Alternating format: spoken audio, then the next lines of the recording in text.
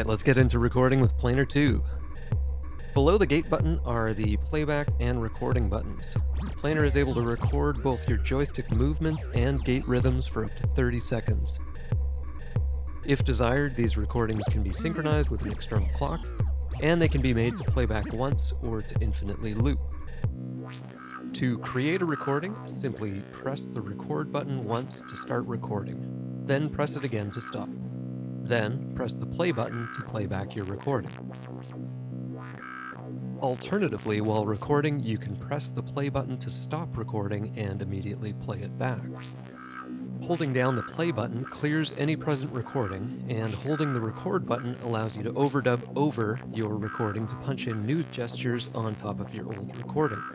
If the loop button is off, playback will stop once it reaches the end of the recording. If loop is on, playback will cause the recording to loop until the play button is pressed again. Synchronization of recording and playback can be achieved using the trigger input, indicated by the play and record symbols. Now, with a clock signal connected, instead of immediately triggering recording and playback, the record and playback buttons enter an armed state when pressed.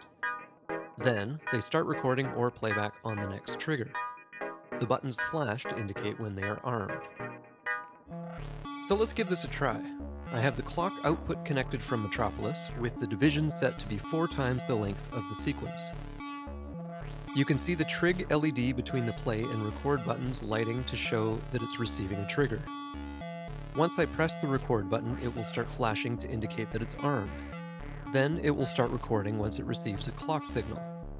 And when I press play or record, it will flash and stop recording on the next clock pulse. To get a recording of the length I want, I find it works best if I either record a blank take without moving the joystick, or press record or play as soon as the recording starts, so it then stops or plays on the next trigger received. That way, I don't have to worry about keeping track of how many bars and beats have passed, and I'm less likely to make my recording too long or too short. Although, with some practice, you might be able to get the hang of working out your timing by keeping an eye on the trigger LED.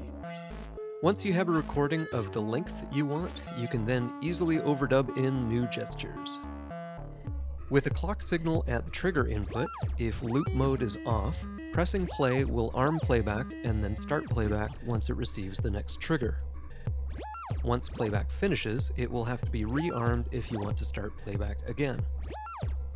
If loop mode is on, playback will start on the next trigger, but it will loop based on the length of the recording and restart whenever it receives a trigger. So, if we increase the clock division, you can hear the recording looping before being re-triggered. Or, if we use a faster clock division, we can create a shorter loop as the recording restarts before completing playback. Pressing the play button will stop playback, and pressing it again will rearm it to play on the next trigger. A third loop mode can be accessed by holding the loop button, which automatically rearms but does not loop when playback is finished. If triggers occur before playback completes, it will re-trigger similarly to loop mode. If the triggers are further apart, the recording will play until it finishes, then pause and wait until the next trigger. Without a trigger input, this mode works the same as if loop mode is off. Here's a few things to remember while recording with Planar.